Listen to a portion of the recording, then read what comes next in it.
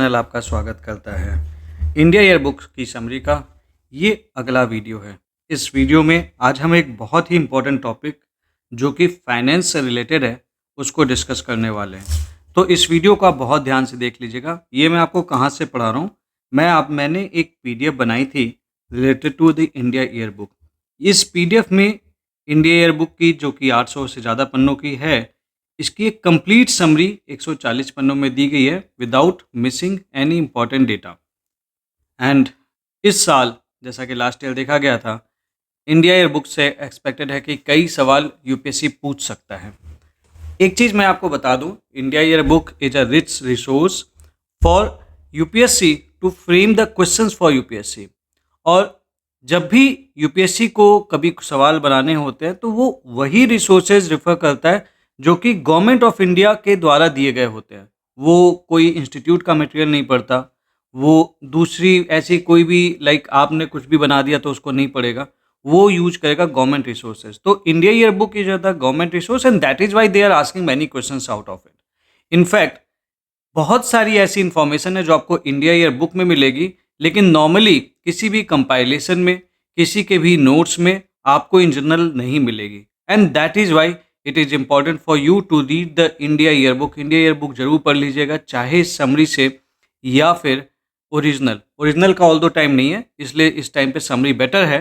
But still if you want to read the India year book completely तो आप उसे पढ़ सकते हैं। Otherwise you can watch this videos and complete this summary. In case अगर आपको इसकी पीडीएफ चाहिए तो आप यहाँ से इसे ले सकते हैं। देन आज का जो चैप्टर है that is the chapter 8 which is related to finance. हमने ऑलरेडी चैप्टर 7 तक फिनिश कर रखा है। आज हम ये कंप्लीट चैप्टर करेंगे विच इज फाइनेंस। जल्दी से आगे बढ़ते हैं उसके बाद। एंड मैं खोल लेता हूँ वो चैप्टर।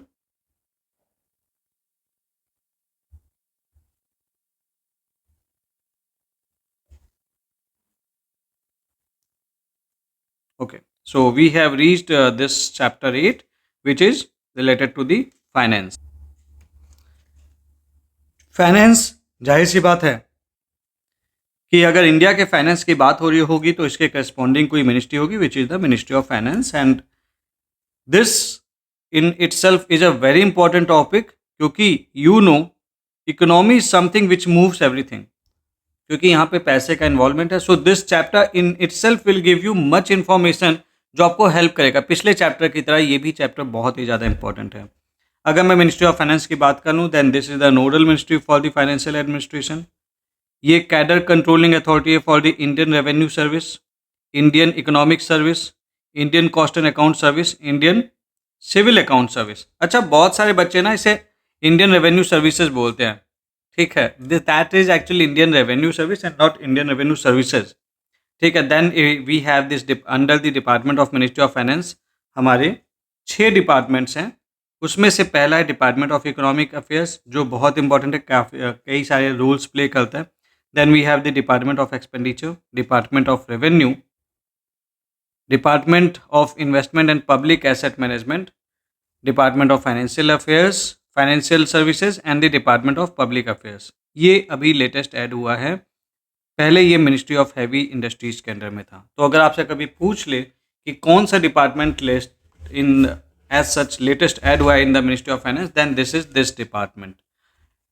बेसिकली बहुत मुश्किल है कि वो इस पे सवाल पूछेंगे, बट चूंकि सारा मिनिस्ट्री ऑफ फाइनेंस का जो काम है उसके डिपार्टमेंट से जाहिर सी बात है हैंडल करते हैं, बिकॉज हर एक डिपार्टमेंट को एक सेपरेट टास्क दे दिया गया कि आप इस काम को करो। And so that is why it is better to read ministry of finance in terms of its department कि कौन सा डिपार्टमेंट क्या काम करता है, and then the corresponding information related to it. तो सबसे पहले let us pick the department of economic affairs. Now this is the nodal agency. India की जो भी इकोनॉमिक पॉलिसी एंड प्रोग्राम्स हैं डोमेस्टिक या इंटरनेशनल लेवल पे, ये एजेंसी फॉर्मुलेट करती है। इंपॉर्टेंट बात यह है जिस पे सवाल बन भी सकता है और आ भी रखा है, it is responsible for preparation and presentation of the union budget. तो ये बहुत अच्छे से पढ़ लेना, ये कभी भी सवाल आ सकता है इस पर, ठीक है। Union budget and railway budget, then the budget of UT and states under the president rule, ये कभी भी सवाल आ सकता है। इस इंफॉर्मेशन को गलती से भी आपको गलती नहीं करनी है, ठीक है। इसकी रिस्पॉन्सिबिलिटीज़ के बारे में बात कर लेते हैं। इनका एक तो यही काम है कि they have this micro economic management, जो कि गवर्नमेंट की फिजिकल पॉलिसी है, पब्लिक फाइनेंस है, इन्फ्लेशन कंट्रोल है, पब्लिक डेप्ट मैनेजमेंट, इस पे ये काम करते हैं। फाइनेंशियल मार्केट में ये काम करते हैं। Currency and minting, so they are involve in the production of the bank notes, coin, इस पे ये कंट्रोल रखते हैं। पोस्टल स्टेशनरी एंड स्टैम्प, इनका भी एक रोल होता है मिनिमम। एक्सटर्नल इकोनॉमिक रेगुलेशंस, जो कि finance track for G20 etcetera, ये कौन सा डिपार्टमेंट हैंडल करता है? वो करता है this which is department of economic affairs. G20 के दो ट्रैक्स हैं, एक शेरपा ट्रैक एंड फैक्ट, एक फाइनेंस ट्रैक। तो finance track is dealt by this. Then BRICS, SAARC, SCO होगा के साथ ये पूरा डीलिंग करता है। Then we have the infrastructure policy and financing, so ये NIIF, REIT, InvIT, municipal bond, infra डेप्ट bond funds, alternative investment fund को कवर करता है। बट इससे पहले अब मैं आगे बढ़ूँ, थोड़ा सा इन चीज़ों के बारे में समझ लेते हैं, बिकॉज दे आर इंपॉर्टेंट, वो कभी भी आपसे पूछ सकता है। What is NIIF? NIIF is national investment and infrastructure fund. ये गवर्नमेंट बैक्ड इन्वेस्टमेंट प्लेटफॉर्म है, जिसका पर्पज है कि जो लॉन्ग टर्म कैपिटल है उसको इंफ्रास्ट्रक्चर प्रोजेक्ट्स के लिए अट्रैक्ट किया जाए, इंडिया में लाया जाए। ठीक है। Then we have the REIT, इसका फुल फॉर्म है real estate investment trust.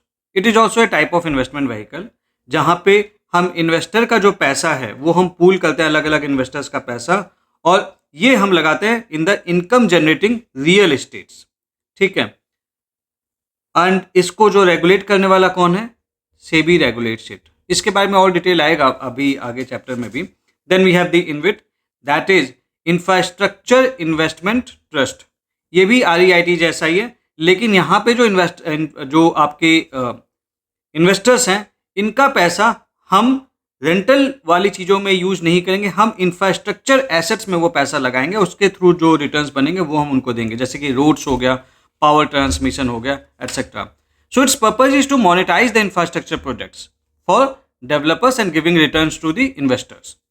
And this is again regulated by SEBI, तो दोनों ही SEBI रेगुलेट करता है। Then you have this municipal bond, ये एक डेप्ट इंस्ट्रूमेंट है जो कि अर्बन लोकल बॉडीज इशू करती हैं। ठीक है। सो दे, इसका पर्पज क्या है? They raise the funds for the civil infrastructure like water supply हो गया, रोड्स हो गए, तो इसके लिए they raise funds through it, ये बॉन्ड रिलीज करके। Then we have the infrastructure डेप्ट फंड, इंफ्रा, जब भी इंफ्रा होना तो it consider it as the infrastructure. ठीक है। सो ये लॉन्ग टर्म डेप्ट देता है to the infrastructure projects. And then you have this alternative investment funds, ये प्राइवेट पूल्ड इन्वेस्टमेंट फंड है, जिसके अलग अलग कैटेगरीज होती हैं। जैसे कैटेगरी 1 में आपका स्टार्टअप हो गया, SMEs हो गया, इंफ्रास्ट्रक्चर हो गया। कैटेगरी 2 में PE फंड्स हो गए, डेप्ट फंड हो गए, etcetera. This is again regulated by SEBI। ये सारी चीज़ें आएंगी नीचे, तो उस टाइम पे हम ज़्यादा अच्छे से इसे एक्सप्लेन कर देंगे। अभी के लिए बेसिक आपको ये इतना पता होना चाहिए। Then it oversees the India's inward and outward FDI, future venture capital, AIF। Future venture capital क्या है? ठीक है, ये इन्वेस्टमेंट है that is made by the venture capital firms, जो कि बाहर से हैं, और इंडिया में वो कुछ स्टार्टअप्स उनको लगता है कि इसमें पोटेंशियल है, या अर्ली स्टेज कंपनीज है, यहाँ पे इन्वेस्टमेंट करके कल की डेट में हमें फ़ायदा हो सकता है। So they come here, they invest the money and take the profit. So ये चीज़ भी it goes to the DEA, department of economic affairs, जो कि मैं अभी आपको बता रहा हूँ। And then this cadre management वाली चीज़, ठीक है, ये तो आप समझ ही गए होंगे। It manage the Indian economic services.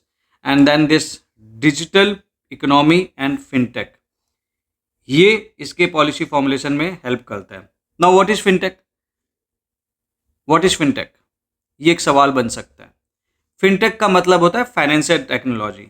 तो basically you are using the technology to improve और इवन ब्रिंगिंग द ऑटोमेशन और even innovating the financial services and processes.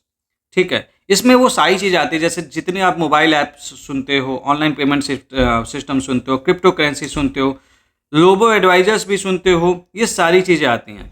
जैसे कि मोबाइल बैंकिंग की बात कर लें, फिनटेक की एग्जांपल लेंगे तो जब आप पेमेंट करते हो तो आपने पेपाल देखा होगा, रेजर पे देखा होगा। डिजिटल वॉलेट्स की बात कर लें तो आपने फ़ोन पे देख रखा होगा, गूगल पे देख रखा होगा, ये सब फिनटेक ही है। पेटीएम देख रखा होगा। पीयर टू पीयर लैंडिंग की बात कर लें तो आपने फिनजी का नाम सुन रखा होगा, फेयरसेंट का नाम सुन रखा होगा। इन्वेस्टमेंट प्लेटफॉर्म की बात कर लें तो आजकल बहुत ज़्यादा ऐड आता है ग्रो ऐप, सुन रखा है ना, ग्रो ऐप जो कि म्यूचुअल फंड, स्टॉक्स, इन चीज़ों में इन्वेस्ट करता है। जीरोधा आपने सुन रखा होगा, ठीक है। देन क्रिप्टो की बात कर लेते हैं, जैसे वजीर एक्स, कॉइन डीसी एक्स, इन सब चीज़ों को, ये सारी चीज़ें फिनटेक में आती हैं। या फिर बाई नाउ पे लेटर वाली चीज़ें, जैसे LazyPay, just money etcetera. So this comes under the fintech. Then we have the welfare of schedule caste and schedule tribes. Basically यहाँ पे कुछ खास इन्फॉर्मेशन नहीं है, इसमें बेसिकली ये बताया कि 2005 से उनके लिए एक सेपरेट स्टेटमेंट दिया जा रहा है ताकि इनका भला किया जा सके। Then we have this public डेप्थ and other liabilities under the government of India. Public डेप्थ क्या है, ये एक सवाल बन जाता है। पब्लिक डेप्थ, इसको गवर्नमेंट डेप्थ या नेशनल डेप्थ भी कहते हैं, ये वो पैसा है जो कि गवर्नमेंट को देना है। किसको देना है? कोई एक्सटर्नल लेंडर होगा या इंटरनल लेंडर होगा, उससे उन्होंने गवर्नमेंट ने पैसा लिए होंगे, ये यूज करेंगे। तो जाहिर सी बात है, आपने अगर पैसा लिया है इंटरनली, एक्सटर्नली, गवर्नमेंट ने पैसा लिया, गवर्नमेंट ने लगाया, ठीक है। अब पैसा लिया तो देना ही है। So it is basically the money that the government borrows to cover the gap between its revenue and the expenditure. क्योंकि खर्चा ज़्यादा करना है, रेवेन्यू इतना अगर आपके पास है नहीं, तो कहीं से तो पैसा आप बोरो करोगे। दैट इज वेयर ये फंडिंग्स इनको मिलती है। अब चूंकि आप एक तरह से उधार ले रहे हो, it becomes your liability. Liability क्या होती है कि आपको भविष्य में किसी को वापस करना, that is why it is the liability, ठीक है। तो अगर मैं गवर्नमेंट की लायबिलिटीज की बात करूं तो इसकी 3 कैटेगरी हैं, that is the internal depth, external depth and the other liabilities. Internal depth का क्या मतलब हो गया? ये वो चीज़ें जो इंडिया वाले अंदर से ही बोरो करते हैं, मतलब इंडिया के बाहर की एजेंसी से बोरो नहीं करते, इंडिया के अंदर की चीज़ों से बोरो करते हैं, सिक्योरिटीज, बॉन्ड्स के थ्रू। एक्सटर्नल डेप्थ, जैसे कि हम foreign government and multilateral institution से लोन्स वगैरह ले सकते हैं। एंड कुछ ऐसी लायबिलिटीज जो कि these are the interest bearing obligations not classified as public डेप्ट, ठीक है। इसका क्या मतलब हुआ? लेकिन बहुत से बच्चे इस चीज़ पे कंफ्यूज कर जाते हैं, जैसे कि स्मॉल सेविंग्स।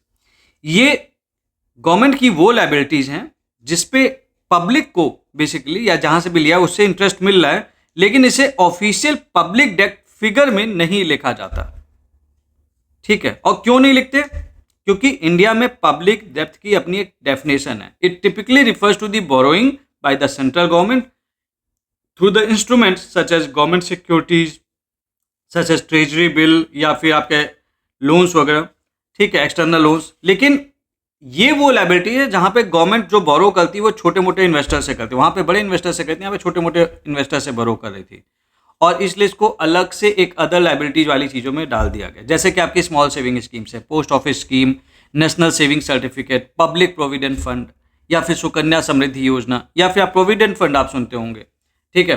तो ये चीज़ें हैं।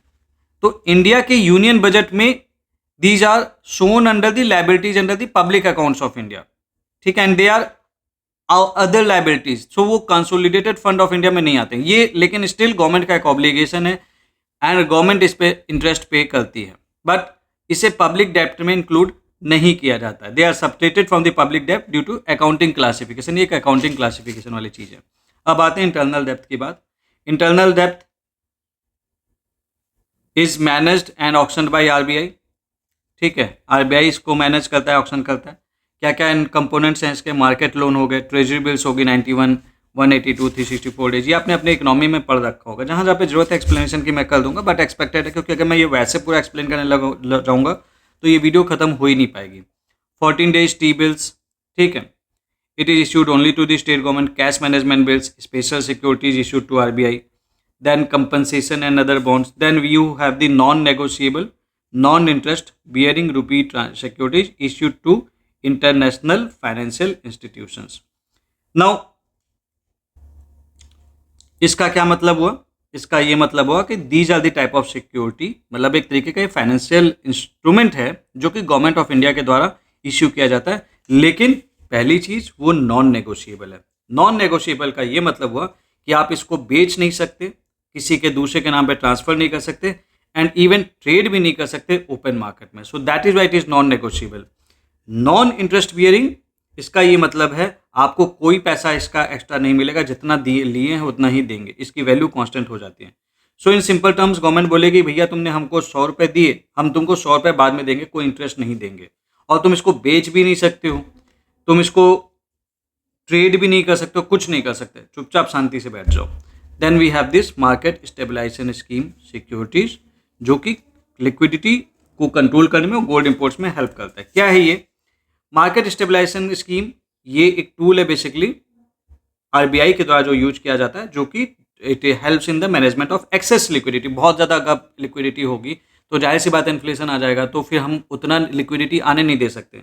सो too much money will fetch too less goods, inflation will rise, public के लिए दिक्कत हो जाएगी। And that is why we want to manage the excess liquidity. Liquidity का भी एक ऑप्टिमम लेवल होना चाहिए, ठीक है। Now what are the MSS securities? ये स्पेशल गवर्नमेंट सिक्योरिटीज हैं, जैसे ट्रेजरी बिल या फिर डेटेड सिक्योरिटीज, जो कि आरबीआई के द्वारा इश्यू किया जाता है गवर्नमेंट ऑफ इंडिया के बिहाफ पे। एंड इसको रिलीज करके ये लोग क्या करते हैं, they are like the government bonds, एंड वो बेसिकली पैसा आरबीआई उठा लेती है। लेकिन डिफरेंट कहाँ पे है, यहाँ पे गवर्नमेंट की स्पेंडिंग को फाइनेंस नहीं करना है, बस इनका मेन पर्पज ये है कि आपको एक्स्ट्रा पैसा सिस्टम से निकाल के इन्फ्लेशन कंट्रोल करना है एंड स्टेबलाइज करना है इकोनॉमी को। That is why this is market stabilization scheme. Then you have this external डेप्थ, जिसका सोर्स कहाँ से आपको पैसा मिलेगा, मल्टीलेटरल इंस्टीट्यूशंस और बायलेटरल पार्टनर्स, ठीक है। And this is the part of official development assistance. What is the official development assistance? तो ऑफिशियल डेवलपमेंट असिस्टेंस लाइक ये एक तरीके की फाइनेंशियल हेल्प कह लीजिए इसे, जैसे कि ग्रांट्स या सॉफ्ट लोन दिए जाते हैं ना रिच कंट्रीज को पुअर कंट्रीज के लिए, ताकि उनकी इकोनॉमी वगैरह डेवलप कर सके, ठीक है। ये ऑफिशियल है क्योंकि गवर्नमेंट एजेंसी से आता है, प्राइवेट कंपनी से नहीं आता है। That is why this is official development assistance. यहाँ पे एक चीज नोट कर लेना, government does not borrow from international capital market. एक सवाल आ सकता है आपके मन में कि government of India typically does not borrow from international capital market, क्यों? जैसे कि government like issuing sovereign bonds in the global financial market. तो बहुत सारे रीजन्स है इसके, समझते हैं क्या रीजन्स हैं, क्योंकि ये बहुत ही ज़्यादा इंपॉर्टेंट भी है।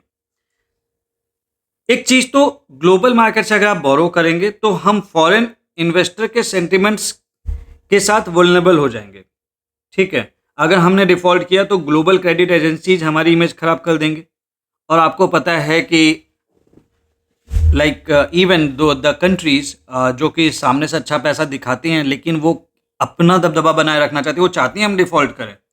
इसलिए हमने क्या डिसाइड किया, हम अपने डेब्ट पे डोमेस्टिकली बोरो मेनली कर लेंगे, ताकि हमें आपसे फंड्स ना लेना पड़े, डिपेंडेंसी नहीं आने देंगे, ठीक है। अब एक चीज़ और हो सकता है कि भाई अगर हमने डेब्ट फॉरेन करेंसी में इशू कर दिए, अब पैसे का वैल्यू घट गया, मतलब लाइक हमने जब इशू किए थे तो $1 का वैल्यू था 100 रुपये, अभी कल के डेट में $1 का वैल्यू 500 रुपये, तो हमको तो करेंसी में हमारे लिए करेंसी मिसमैच हो गया ना, तो हमारा एक्सचेंज रेट वॉलेटाइल हो जाएगा। तो ये सब चीज़ें हैं। तीसरी बात, एक हमारा एक्सपीरियंस भी बहुत अच्छा नहीं रहा है, 1991 का बैलेंस ऑफ पेमेंट क्राइसिस, ठीक है। उन सब चीज़ों के चलते गवर्नमेंट ने इसीलिए हमेशा रेगुलरली बोला है कि it is not going to issue sovereign foreign currency bonds, because हमें ग्लोबल मार्केट के ऊपर डिपेंडेंट नहीं होना, वोलेटाइल ग्लोबल मार्केट के ऊपर डिपेंडेंसी हमें नहीं चाहिए। Then we had the other liabilities which are not classified as public डेब्ट। These are these post office saving deposit, saving schemes, small saving schemes, post office cash certificate, provident fund and other public deposit. क्या है ये post office saving scheme? जो कि basically लोगों का पैसा होता है, saving account held by the people in the post offices, ठीक है। यहाँ पे गवर्नमेंट डिपॉजिटर्स के बिहाफ पे लाइक अ बैंक, गवर्नमेंट वो पैसा होल्ड करती है।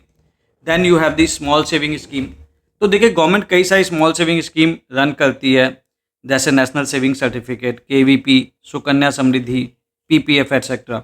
इससे क्या होता है, पब्लिक को एक मैसेज आता है कि आपको सेव भी करना चाहिए, और फंड्स जो है वो गवर्नमेंट यूज़ किए जाते हैं, लेकिन वो डेप्थ की तरह यूज़ नहीं होते। तो गवर्नमेंट का भी काम हो रहा है, पब्लिक का भी काम हो रहा है, उसको अपनी इंटरेस्ट मिल रहा है। फिर पोस्ट ऑफिस कैश सर्टिफिकेट, ये फिक्स्ड इन्वेस्टमेंट रिटर्न सर्टिफिकेट्स हैं, जैसे नेशनल सेविंग सर्टिफिकेट, ठीक है। देन यहाँ पे पैसा इंडिविजुअल से कलेक्ट किया जाता है in the promise of return after a fix period etcetera.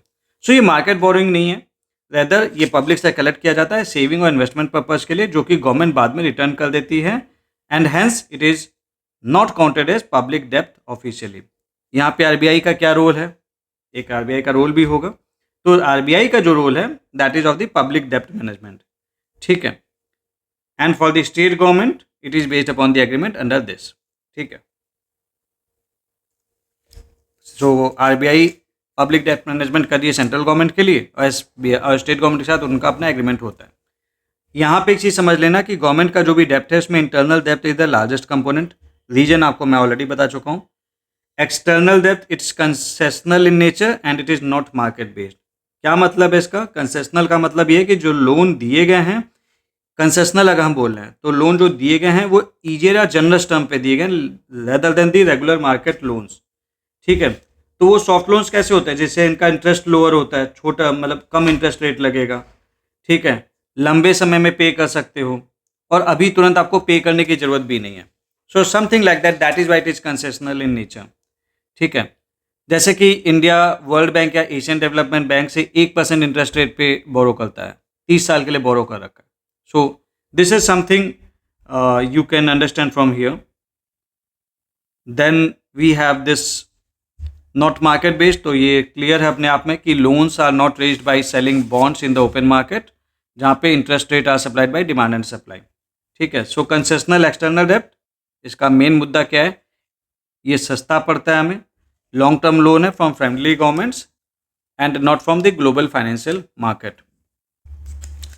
RBI की बात कर लें तो ये एज अ डेप्ट manager and banker central state दोनों के लिए काम करता है। अगर मैं बैंकर कह रहा हूँ इसका मतलब ये गवर्नमेंट के अकाउंट्स होल्ड करता है, रिसिप्ट्स वगैरह हैंडल करता है। डेप्ट मैनेजर की बात कर रहा हूँ मैं, तो फिर डेप्ट मैनेजर की बात का मतलब ये है कि ये बॉन्ड्स या इन चीज़ों के थ्रू पैसा रेज करने में हेल्प करता है उन्हें।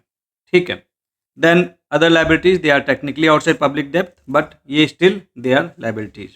ठीक है, then we have this gender and child budgeting. Union budget में we have this gender budgeting. ये बेसिकली एक सेपरेट स्टेटमेंट एज एन इसको इंट्रोड्यूस किया गया कौन कौन से फाइनेंशियल ईयर में, ये बस ध्यान रख लेना, इससे ज़्यादा वो कुछ पूछेंगे नहीं। ठीक है, then we have the key conceptual terms. What is gender budgeting? ये उसका सीधा सीधा मीनिंग लिखा हुआ है। Analysing government budgets to ensure government equity in public expenditure. Women led development, ये इंट्रोड्यूस कब हुआ था?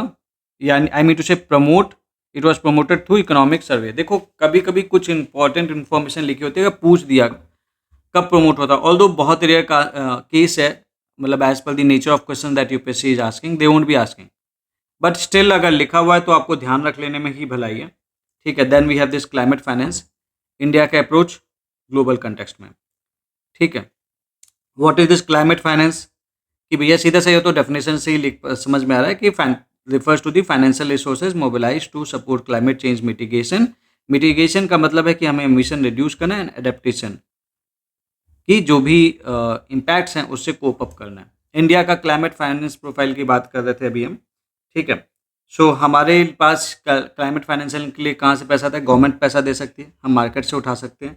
We also have the physical instruments such as green bonds, taxes and then the policy instruments, policy intervention. थोड़ा सा इसे समझ लेते हैं, गवर्नमेंट बजटरी सपोर्ट। देखिए गवर्नमेंट जब डायरेक्टली इंटरवीन करती है related to the climate related action, तो गवर्नमेंट पैसा देती है। जैसे कि आपने नेशनल इलेक्ट्रिक मोबिलिटी मिशन सुन रखा होगा, NEMM, जो कि इलेक्ट्रिक व्हीकल के लिए सब्सिडी देती है, या फिर फेम, आपने फेम भी सुन रखा होगा, और नहीं पता है तो आपको ये बात पता होनी चाहिए, that is faster adoption and manufacturing of hybrid and electric vehicles. तो गवर्नमेंट का बजटरी सपोर्ट मिल रहा है इन चीज़ों को बढ़ावा देने के लिए। So that is one of the source for the finance for the climate. Then you have the market mechanism, जैसे कि आपकी स्कीम है, PAT स्कीम है, परफॉर्म अचीव ट्रेड। ठीक है, तो यहाँ पे क्या स्कीम क्या कहती है कि जो industry they save more energy than targets, वो एनर्जी सेविंग सर्टिफिकेट में ट्रेड कर सकती है। रिन्यूएबल एनर्जी सर्टिफिकेट्स भी इसी के अंतर्गत आते हैं, जो कि ट्रेडेबल सर्टिफिकेट्स होते हैं रिन्यूएबल एनर्जी जनरेशन के लिए। Then you have this physical instrument, जिसमें जैसे आपके ग्रीन बॉन्ड्स हो गए, टैक्सेस हो गए। ग्रीन बॉन्ड्स क्या हैं? ठीक है, यहाँ पे बेसिकली आप these are the financial tools to raise money for the green projects. What are these green bonds? Green bonds SBI और येस बैंक के द्वारा इशू किए जाते हैं to finance the renewable energy projects. Bonds जो कि green है, यानी कि जो प्रोजेक्ट्स इसके लिए लगा रहे होंगे वो रिन्यूएबल एनर्जी वाला होगा। Then you have this coal cess. ठीक है, then you have the through the policy intervention also, जैसे कि NAPCC, national action plan on climate change. Energy conservation, renewable energy target जो इंडिया ने लिया, ये इनके पॉलिसी इंटरवेंशन है एटसेट्रा। तो ये बेसिक जो आपको पता होना चाहिए इसके बारे में, although that was not written, but एक देखो जब आप पढ़ रहे हो ना तो आपको थोड़ी इन्फॉर्मेशन तो उसके बारे में होनी चाहिए, न तभी फीलिंग आएगा कि पढ़ भी रहे हैं। देन आपका इंडिया का financial need for the climate action, ठीक है। एनडीसी, नेशनली डिटरमाइंड कंट्रीब्यूशन, कहाँ पे इसकी स्टार्ट हुई एक तरह से, पेरिस क्लाइमेट के थ्रू। COP 15 सुनते हैं ना, that is NDC is for this period 2015 से 2030, और इसमें it covers clean energy like energy efficiency programmes et cetera. Cost estimated है इसके लिए 2.5 ट्रिलियन, ठीक है। तो this is the thing, India को पैसों की कहीं ना कहीं देखो, अगर हमें ये काम करना है, we have to do this, तो we need the funds also. So but इस फंड्स का जो मोस्ट ऑफ द फंडिंग है ये डोमेस्टिकली हम मोबिलाइज करेंगे, बट इंटरनेशनल सपोर्ट भी क्रिटिकल है, ये ध्यान रखिएगा। हम ये नहीं बोल सकते कि नहीं हमें इंटरनेशनल सपोर्ट चाहिए, नहीं। सीधी सी बात है, वी आर सेल्फ सफिशिएंट, हम बन रहे हैं, बट सम हाउ कि अभी भी कहीं ना कहीं हमारी इतनी बड़ी पॉपुलेशन है, उसको भी मैनेज करना है, तो हमारे पास इतने फंड्स कहीं ना कहीं से हमें दूसरी जगह से भी फंड्स चाहिए। LTLEDS, what is LTLEDS? Long term low emission development strategy, ठीक है। तो इसमें क्या कवर होता है? We cover decarbonisation of all sectors, energy, transport, industry and agriculture. तो बेसिकली हम डीकार्बोनाइज करने की बात कर रहे हैं, और हमारा एक टारगेट है कि नेट जीरो बाई 2070 तो हमें करना ही है, ठीक है। देन एडेप्टेशन फंड्स के लिए हमें कितने फंड्स की जरूरत है? This is 56.68 trillion. एडेप्टेशन मतलब बेसिकली जो क्लाइमेट चेंज के चलते इफेक्ट्स आ रहे हैं, जैसे कि फ्लड, ड्रॉट्स, सी लेवल राइज, तो इन सब को कोप अप कर सकें, एडेप्ट कर सकें, ठीक है। Then we have the global climate finance commitment. तो ये कमिटमेंट्स कुछ किए गए हैं, जैसे COP 15, कोपेनहेगन 2009, ठीक है। डेवलप कंट्रीज ने एक प्लेज किया था कि वो they will mobilise $100 per year by 2020। इस पे क्वेश्चन पूछा था यूपीएससी ने, प्रीलिम्स में आ रखा था, उन्होंने $1000 दे के क्वेश्चन चेंज कर दिया था, ठीक है। Then COP 21 Paris, $100 billion per year, goal extended to 2025। यहाँ पे बढ़ा दिया गया था कि भैया अब कर लो, आप लोग बोलते हो, लेकिन देखिए क्या होता है ना, डेवलप्ड कंट्रीज के साथ एक बड़ा दिक्कत है कि ये बोलते बहुत है, करते नहीं है, ठीक है। ये बड़ा समस्या है। Then we have this bilateral netting of qualified financial contract act. Bilateral netting क्या होती है? बायलैटरल नेटिंग, देखिए अमित ने लेट से कि रिया को 1000 रुपए दिए,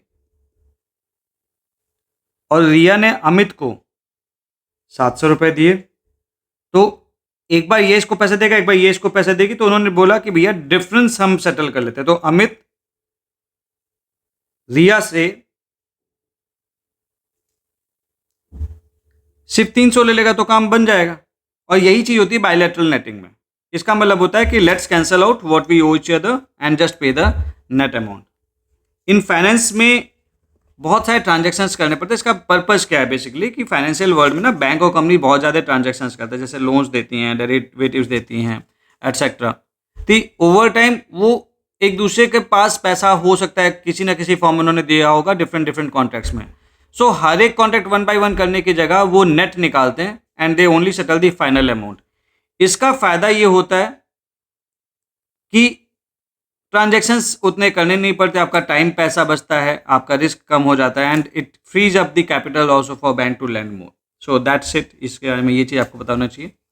then this bilateral netting to provide the free legal framework for enforceability of close out netting of the financial contracts, ठीक है। सो दैट्स इट। देन इसका की फीचर क्या है? Close out netting like offsetting mutual obligation in case of default insolvency, allowing only the net amount to be settled, then this, ये लिखा हुआ है सर, आप ये सेल्फ एक्सप्लेनेटरी है ऑलरेडी। देन हम आ जाते हैं इसके बाद फाइनेंस सस्टेनेबिलिटी डिस्क्लोजर्स के ऊपर।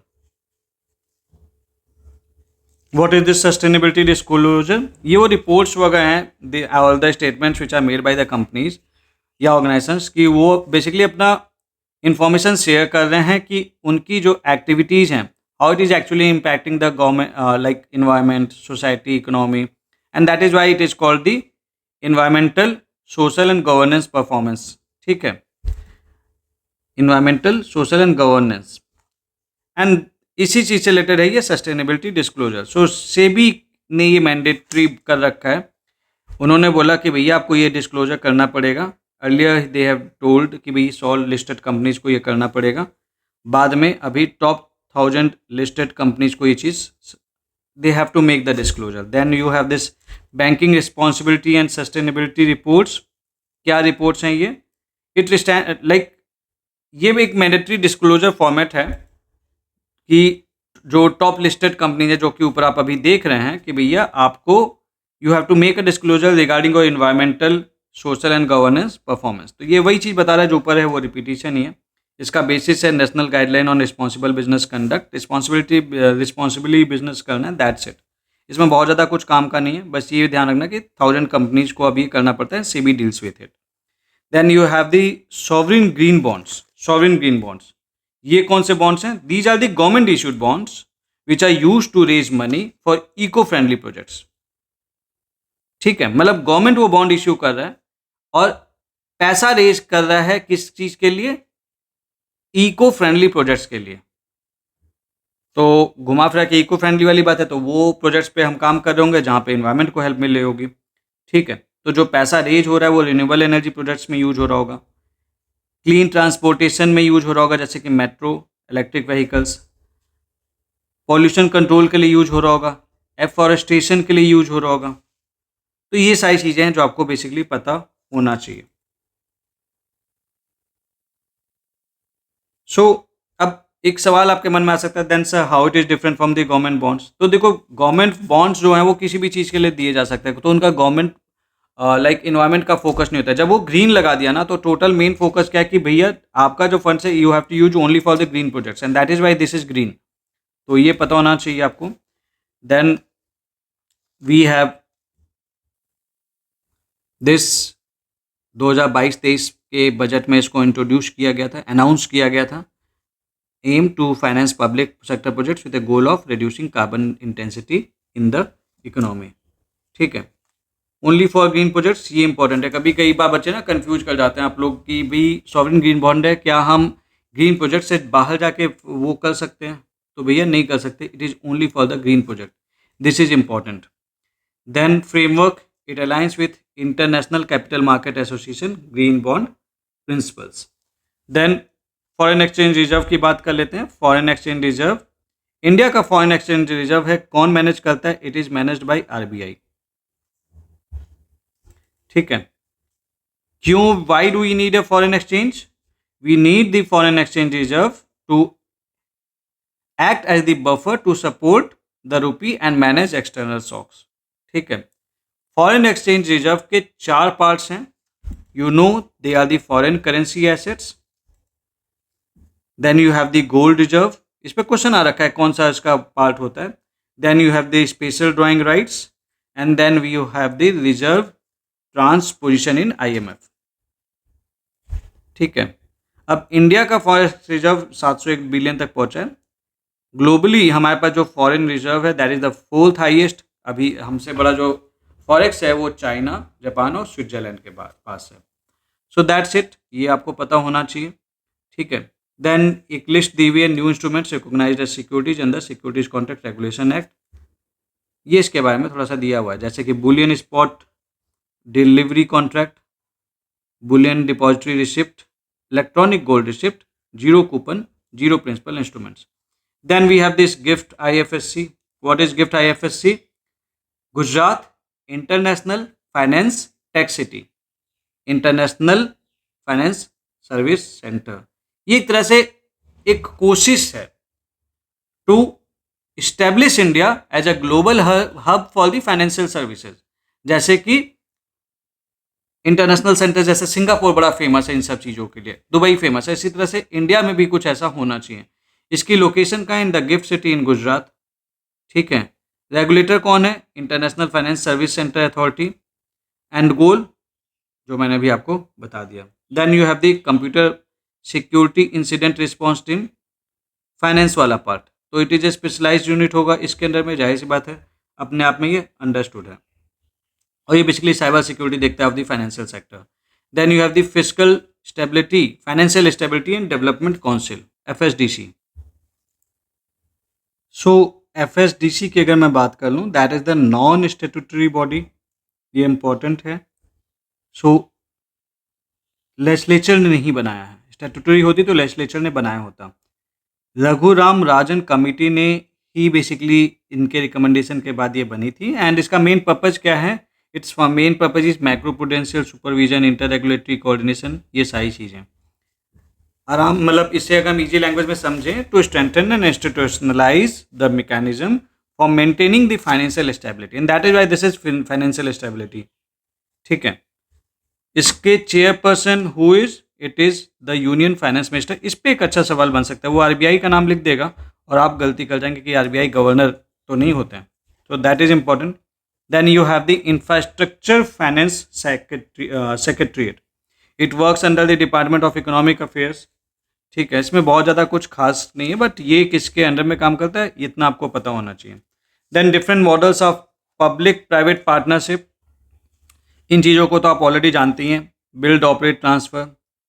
Design, build, finance, operate, transfer. Rehabilitate, operate, transfer. ROT, HM, hybrid annuity model. Toll, operate, transfer. कई बार सवाल पूछ देगा what is this BOT, the term this is related to what. It is a type of PPP या कुछ और term लिख देगा, आपको रिकॉग्नाइज करना पड़ेगा. तो बेसिकली आपको ये इतना पता होना चाहिए. ठीक है.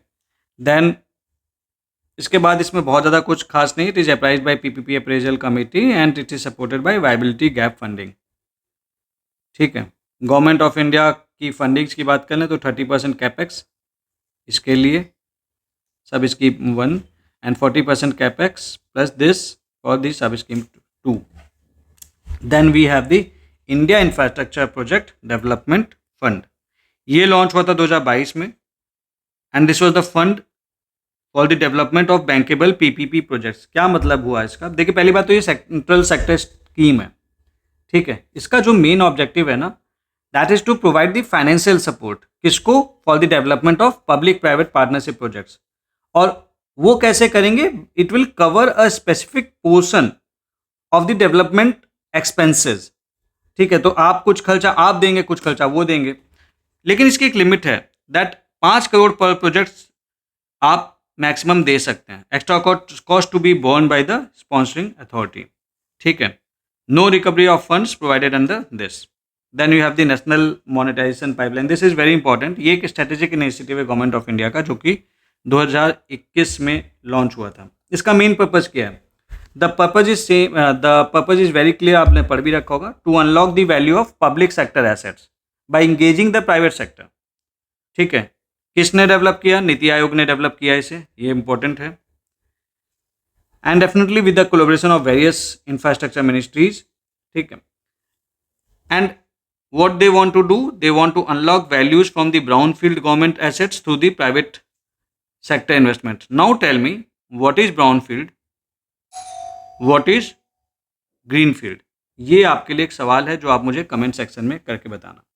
ठीक है. What are its principle? Its principle is for the asset creation through monetization. और इसके पोटेंशियल की बात करें, it's potential is 6 lakh crore. इसका ड्यूरेशन है 2020-25 तक. देन मोनेटाइजेशन मॉडल की बात कर लूँ, then it's the limited period lease license. कोई एसेट सेल नहीं, फंड्स री invested.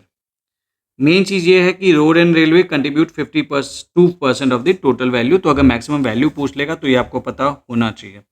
Then you have the national infrastructure pipeline. Country का इंफ्रास्ट्रक्चर सुधारने के लिए गवर्नमेंट ने लॉन्च किया था. 2020 से लेकर 25 तक national infrastructure pipeline, they wants to facilitate an investment of 111 lakh crore का अक्रॉस वेरियस सेक्टर्स, जिससे लोगों की लाइफ अच्छी हो. एंड अल्टीमेटली इसका टारगेट है कि इंडियन इकोनॉमी को $5 ट्रिलियन इकोनॉमी बनाना है. कब तक? 2025 तक. ऑब्जेक्टिव सीधा सीधा है, long term investment infrastructure creation to sustain economic growth. इसमें ट्रांसपोर्ट सेक्टर का maximum like you can say कि मैक्सिमम जो पैसा है वो ट्रांसपोर्ट सेक्टर के लिए ही है. ये आपसे सवाल कभी भी पूछ सकता है. इसको मॉनिटर करने के लिए we have the investment India grid. Invest India grid portal, ठीक है। एंड इस प्रोजेक्ट का पास बढ़ने के लिए you have to have at least 100 crore का प्रोजेक्ट, उससे नीचे वालों से बात ही नहीं करेंगे। Then we have this renewable energy initiatives, ठीक है। कुछ इनिशिएटिव्स लिए गए हैं जैसे कि PM Kusum, what is this, प्रधानमंत्री किसान ऊर्जा सुरक्षा एवं उत्थान महाअभियान। इसका ऑब्जेक्टिव है टू डिजिटलाइज फार्म सेक्टर। कैसे करेंगे, तो बेसिकली देखिए जो इरिगेशन पंप्स है जो कि डीजल के द्वारा चलाए जाते हैं, उसकी जगह हम सोलर पंप्स लगाएंगे, तो जाहिर सी बात है you will be digitalizing farm sector.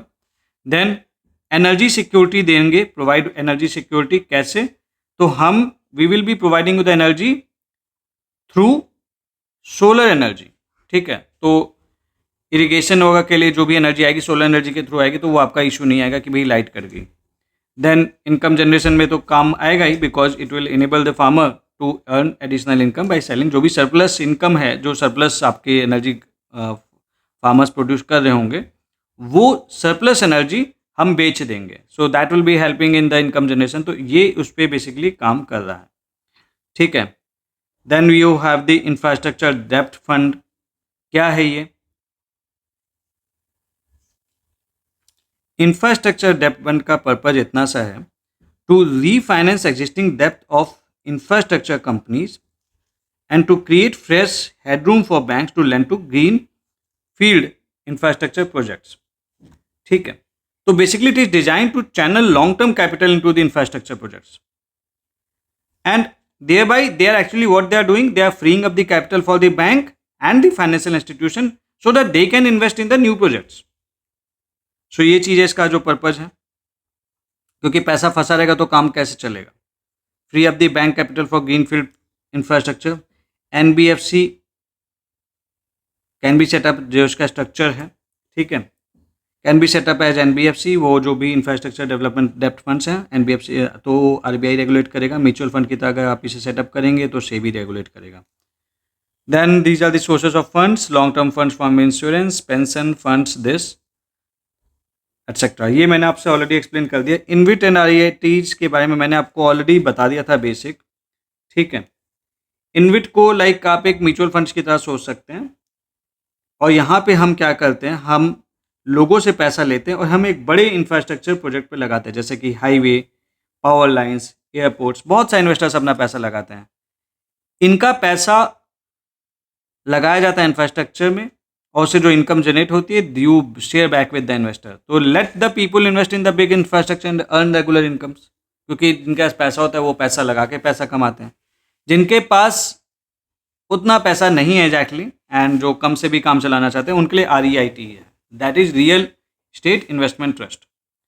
यहाँ पे काम वही है, सारे लोग पैसा लगा रहे हैं, they are pooling their income, लेकिन उनका जो पैसा है वो बड़े इंफ्रास्ट्रक्चर पे नहीं लगा रहे हैं। हम क्या कर रहे हैं, we are using to own and rent the commercial properties, और इससे जो रेंट आएगा वो हम शेयर करेंगे, ठीक है।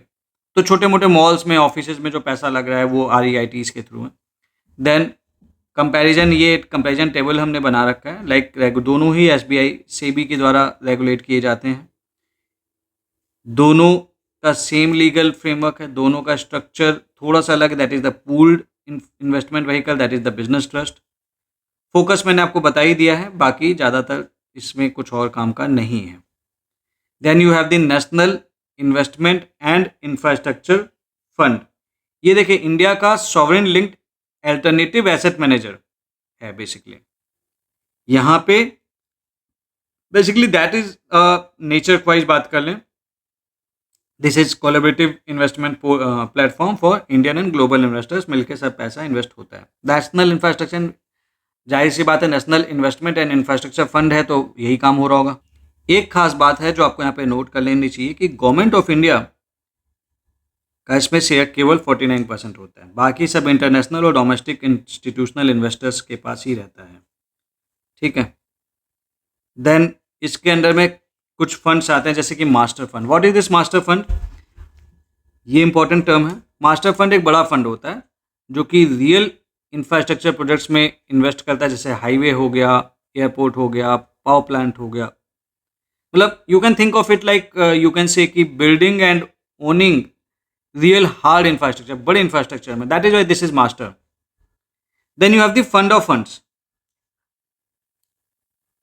तो फंड ऑफ फंड्स वर्ड से ही क्लियर है कि एक फंड है, उसके लिए कहां से फंड्स आ रहे हैं ताकि वो फंड कहीं पे इन्वेस्ट कर सके। So instead of investing directly in the projects, this funds invest money into the other private funds that are already managing the projects. Like आप पैसा देते हैं to the health care fund और climate tech fund, and उसके और वो कई सारी छोटी छोटी कंपनीज को सपोर्ट करता है। Then you have the strategic opportunity fund. ठीक है, ये वो फंड्स हैं जो कि डायरेक्टली इंपॉर्टेंट कंपनीज हैं जो कि इकोनॉमी के लिए क्रिटिकल है, उसमें इन्वेस्ट करती है, जैसे कि हेल्थ केयर हो गया, इलेक्ट्रिक व्हीकल हो गया, etcetera. Then you have the India Japan fund. ये इंडिया और जापान के द्वारा बनाया गया है, ये अपने आप में अंडरस्टूड है।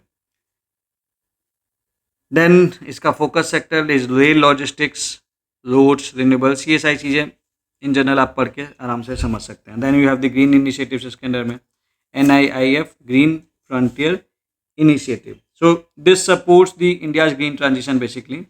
Then investment goal इसका है attractive risk adjusted returns etc. ये सब तो देखो इन जनरल बातें हैं, ये अपने आप ही समझ में आ जाता है। What is this entity? This is professionally managed, ये important है। अब बात कर लेते हैं G20 की। G20 it is the forum for finance minister and central bank governors basically। ठीक है, ओरिजिनली जो इसका पर्पस था, बाद में से लीडर्स फोरम बना दिया गया। इसके बारे में हमने एक्चुअली बहुत ज़्यादा डिटेल ऑलरेडी डिस्कस कर रखी है, पहले से ही डिस्कस कर रखी है। सो इसमें बहुत ज़्यादा हमें नहीं पढ़ना है। मेनली चीज़ आप समझिए, G20 का जो स्ट्रक्चर है, it has 2 tracks, finance track and the Sherpa track. Finance track की बात कर लें अगर, तो finance track actually it is led by the finance minister and central bank governors, जहाँ पे मेन ये सारी चीज़ें डिस्कस होती हैं, जैसे कि ग्लोबल इकोनॉमिक ग्रोथ क्या चल रही है, आउटलुक क्या है, financial regulation, international taxation etcetera. ठीक है, एंड शेरपा ट्रैक क्या होता है, ये नॉन फाइनेंशियल चीज़ों से डिस्कस करते हैं, बड़े बड़े अलग ग्लोबल इश्यूज जैसे कि क्लाइमेट चेंज, हेल्थ। तो यहाँ फाइनेंस की वो वाली बात नहीं हो रही, यहाँ पे तो सीधे फाइनेंशियल रेगुलेशन और इन सारी चीज़ों की बात हो रही है। तो these are the 2 things that are discussed. Sherpa track का फोकस अलग है, इनका फोकस, फाइनेंस ट्रैक का फोकस अलग है। प्रेसिडेंसी की बात कर लें, then India was president during this time, it took over from Indonesia. तो इंडिया से पहले इंडोनेशिया था, इसके बाद बना ब्राज़ील, उसके बाद South Africa. Then this C20 civil 20, जाहिर सी बात है सिविल सोसाइटी ऑर्गेनाइजेशंस का ये होगा। तो यहाँ पे basically this is a platform जहाँ की लोगों की organization, that is the civil society like NGO activities etcetera, they tell the G20 countries की भैया ऑर्डिनरी सिटीजन और कम्युनिटीज़ की ज़रूरतें क्या हैं। मेंबर्स की बात कर लें, it is 19 members plus EU plus AU, इसे आप करेक्ट कर लेना। ठीक है, AU छूट गया है, अफ्रीकन यूनियन, ये इसमें होगा। सो दैट्स इट, ये आपको मैंने ऑलरेडी बता भी रखा है, याद कैसे रखना है। देन ब्रिक्स की बात कर लेते हैं, ये इसका फुल फॉर्म है, इसे मेंबर्स मत समझ लेना, मेंबर्स कुछ ऐड हुए थे। ठीक है, देन ब्रिक्स के बारे में, न्यू डेवलपमेंट बैंक किससे रिलेटेड है, it is related to BRICS. ठीक है, 2023 का 15 BRICS summit was held in South Africa, 2024 में 16 BRICS summit held in Russia. Kindly the chair is with South Africa. नए ब्रिक्स मेंबर, देखो ये इन्होंने ना पुराना डेटा दे रखा था, तो उस टाइम पे ध्यान नहीं दिया गया, तो बना दिया गया। Argentina is now not a part of this BRICS. We have this Egypt, Ethiopia, Iran, Saudi, UAE plus 1 more member which is Indonesia. तो ये इंपॉर्टेंट है, ये आपको याद होना चाहिए। सो ये मेंबर्स हो गए। उसके बाद new development bank, you know this comes under BRICS, and जिसका मेन पर्पज है to mobilize resources for infrastructure and sustainable development projects in BRICS, ये इंपॉर्टेंट है, and other developing countries. So दूसरी डेवलपिंग कंट्रीज में भी ये investment कर सकते हैं, that is not restricted to BRICS. कई बार इस पर सवाल बन जाते हैं कि भाई हम केवल ब्रिक्स में इन्वेस्टमेंट करेंगे। Then you have this SAARC, SAARC के मेंबर्स आपको पता होने चाहिए ऑलरेडी, ऑल्दो मैंने पिछले वीडियोज़ में बता रखे हैं आपको, बट यू शुड नो। इस पर जो प्राइमरी क्वेश्चन बनेगा वो यही बनेगा कि कौन कौन मेंबर्स हैं। हेडक्वार्टर होगा, जनरली नहीं पूछता है, but for the time being know this, Kathmandu में है, बट मेनली इसमें ये इंपॉर्टेंट है, South Asian association for regional cooperation. Then SAARC से रिलेटेड एक सार्क डेवलपमेंट फंड है जिसका हेडक्वार्टर थिम्पू में। अब देखिए इसका हेडक्वार्टर सार्क का यहाँ पे, लेकिन इस फंड का जो हेडक्वार्टर है that is in Thimphu. That is in Bhutan. So इसका क्या ऑब्जेक्टिव है?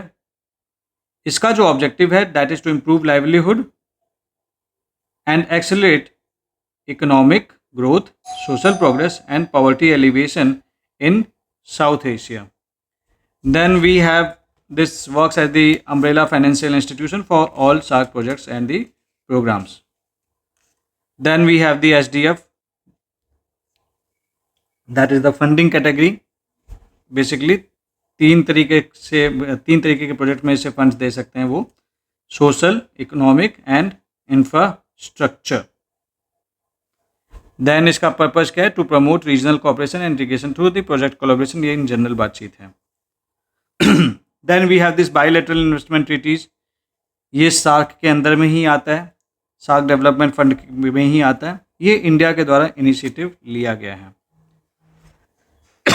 Then we have this United Nations development program. What is this United Nations development program? This comes under, definitely नाम से ही क्लियर है, that is it is related to UN. इसका purpose है sustainable human development, poverty alleviation, gender equality, women empowerment, environmental protection. Important यह है कि जो ये असिस्टेंट देता है that is grant based and not loan based. So this is important. तो आपको पैसा वापस नहीं देना, they are giving you the grant. इसका funding resource is from the that is voluntary, donor countries के द्वारा। बेसिकली इनका जो भी फंडिंग है वो वॉलंटरी है, और वो चूंकि वॉलंटरी कंट्रीब्यूशन है तो इनको खुद भी रिटर्न नहीं करना है, that is why that is grant based. ये दोनों लिंक हैं, मतलब लोगों ने डोनेट कर दिया इसको, अब ये अलग अलग जगह पे दे रहे हैं, and that is then grant based. So that is why there is no loan. India में इस चीज़ को इसके साथ कोऑर्डिनेशन करने के लिए we have the department of economic affairs. तो कभी पूछ सकता है कि इसके साथ कौन सा डिपार्टमेंट कोऑपरेट करता है और वर्क करता है, that is the department of economic affairs. ठीक है, ये कुछ अलग ऑर्गेनाइजेशन जिसके साथ ये कोऑर्डिनेट करता है, डीईए, ये से आप नोट कर लेना। Then we have this bilateral cooperation handled by the department of economic affairs. ये सारी जनरल बातें हैं। पार्टनर कंट्रीज G8 है, अच्छा इसमें ये इकोनॉमिक यूनियन नहीं है, एंड इकोनॉमिक यूनियन है, एंड G8 कंट्रीज तो वैसे भी इस टाइम पे वर्क फंक्शनल नहीं है। इसमें फ्रांस छूट गया तो इसे फ्रांस आप ऐड कर लेना। देन IMF की बात कर लेते हैं, इंडिया के एसोसिएशन।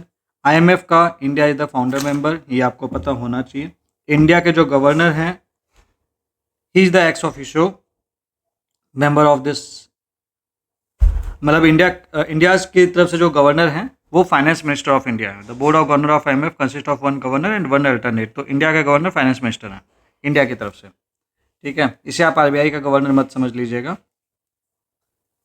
IMF में प्रेजेंटेशन के लिए जो बांग्लादेश, भूटान और श्रीलंका को इंडिया ही रिप्रेजेंट करता है, मतलब इनकी सेपरेट प्रेजेंटेशन IMF में नहीं है, इंडिया के ये कॉन्स्टिट्यूएंसी मेंबर्स हैं।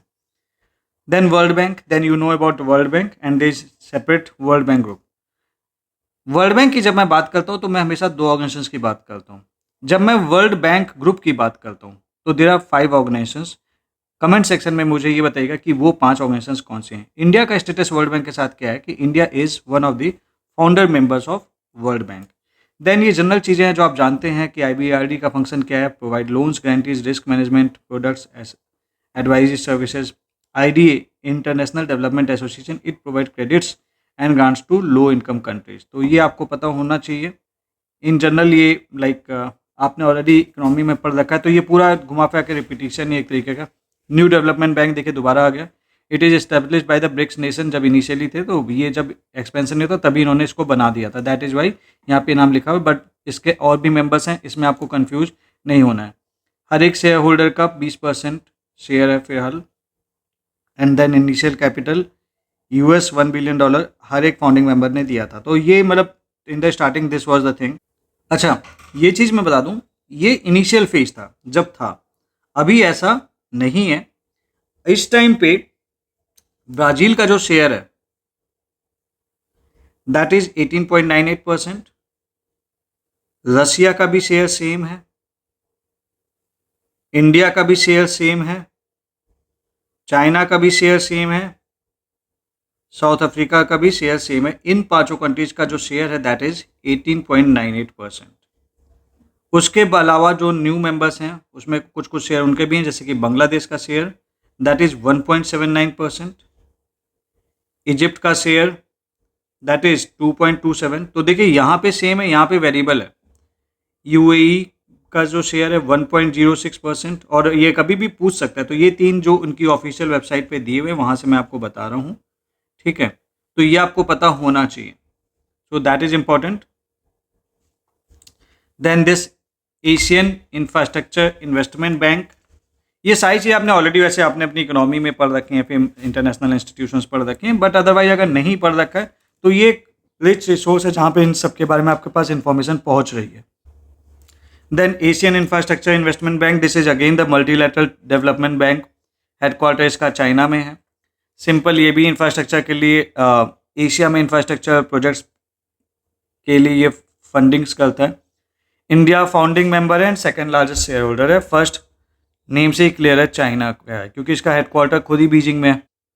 सो यहाँ से आप आराम से समझ सकते हैं। Then we have the international fund for agricultural development, ये आप स्क्रीनशॉट लेते चलना, इसमें ज़्यादा कुछ बताने वाला नहीं, वर्ड बाई वर्ड करे। अगर मैं आपको स्टेटमेंट रीड करके बताऊंगा तो आपको ऐसा फील होगा कि बस वो रीड कर रहे हैं। तो जो बेसिक इन्फॉर्मेशन है इस पर ध्यान देना, वो मैं आपको बता दे रहा हूँ। बाकी चीज़ें आप एक बार रीड कर लेना, वीडियो को पॉज करके, आपको अपने आप समझ में आ जाएंगी। UN affiliation, part of the UN FAO, UN food and agriculture hub along with FAO and WFP. Focus areas, ये सारी चीज़ें जनरल अंडरस्टूड है। यूनिक फीचर ये है कि this is the only global development organisation focusing exclusively on rural poverty. तो rural poverty पे focus करने वाला, it is the only development, मतलब global development organisation.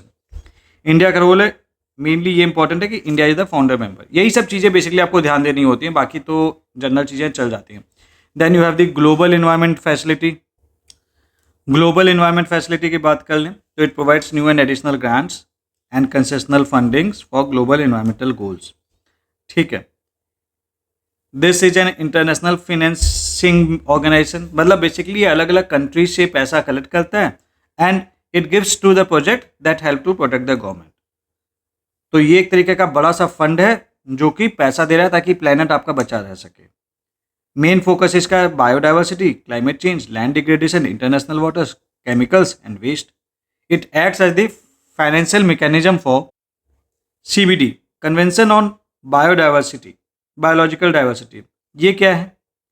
CBD is the international agreement to protect the varieties of life like plants animals on the earth. तो basically क्या है कि biodiversity को बचाना है, ठीक है। ये कब साइन हुआ था? इन 1992 एट रियो अर्थ समिट में साइन हुआ था। और इससे रिलेटेड कुछ और भी चीज़ें आप सुनते होंगे, HE बायोडाइवर्सिटी टारगेट, इस टाइम पे आप सुनते होंगे Kunming Montreal global biodiversity framework, ये सब इसके अंडर में आता है। Then we have the UNFCC, that is United Nations convention to combat that United Nations framework convention on climate change. ये पता है क्लाइमेट चेंज से इसको फाइट करना है। इससे रिलेटेड आप चीज़ें सुनते होंगे जैसे कि Kyoto protocol, Paris climate. Then you have this UNCCT, that is United Nations convention to combat desertification. तो भैया लैंड डिग्रेडेशन को अवॉइड करना है, डिजर्टिफिकेशन को स्टॉप करना है, क्योंकि लैंड डिजर्ट में कन्वर्ट हो रहा है due to the climate change, ठीक है। Then you have this Stockholm convention, पूछ लेगा कभी कि वही स्टॉकहोम कन्वेंशन किससे रिलेटेड है। So it is based upon the persistent organic pollutants. तो बेसिकली हमें डेंजरस केमिकल्स जिनको परसिस्टेंट ऑर्गेनिक पॉल्यूटेंट कहते हैं, इसको हमें रोकना है, ठीक है, बैन करना है, रिस्ट्रिक्ट करना है, जैसे कि आपका DDT हो गया, PCB हो गया, डायोक्सिन वगैरह हो गया। Then you have this Minamata convention, mercury pollution को रोकने के लिए, ठीक है। Then you have this Montreal protocol, ozone layer के लिए। तो इन सब के लिए फंड्स चाहिए, ये फंड सारा आपका ग्लोबल इन्वायरमेंट फैसिलिटी देता है। Then you have this Asian development bank, so its objective is to assist members in reducing extreme poverty through loan grants and etc. in general, ये जनरल चीज़ें हैं, आपको पता होना चाहिए। इसके key organs, board of governors, board of directors, president, 6 vice presidents, इसमें और ज़्यादा कुछ खास नहीं है। Then we have the European bank for reconstruction and development. Main इसका रोल क्या था? To help central and eastern Europe economies reconstruct post cold war. So ये चीज़ है, इससे ज़्यादा इसका कुछ काम का नहीं है जो हमें याद रखना है। अब यहाँ पे आते हैं security printing and military corporation of India, that is a PSU। This is the only PSU under the department of economic affairs. So आप देख रहे हैं इतनी देर से मैं आपको पढ़ा रहा हूँ, डिपार्टमेंट ऑफ इकोनॉमिक अफेयर्स खत्म ही नहीं हो रहा। इट मीन्स ये बहुत इंपॉर्टेंट मिनिस्ट्री है, इसीलिए पहले भी दिया हुआ है। ठीक है। So the key responsibilities over here, इसकी जो कि इसके अंडर में फंक्शन कर रहा है, सिक्योरिटी पेपर बनाना, कॉइन्स को मिंट करना, करेंसी बैंक नोट्स वगैरह, ये सारी चीज़ें वो करता है। इनके क्लाइंट्स कौन है, जैसे ये बनवाएगा लेकिन जाएगा कहाँ पे, जैसे कि currency notes and coins RBI को जाएगा, stamp papers state bank state government को जाएगा, पोस्टल स्टेशनरी पोस्टल डिपार्टमेंट को जाएगा। ये सब इसके क्लाइंट्स हैं बेसिकली इसके, which is security printing and minting corporation of India, इनके लिए बनाता है। It functions under the department of economic affairs. अब जाके आया है department of expenditure. Department of expenditure, this is the nodal department for overseeing public financial management system. क्या है public financial management system?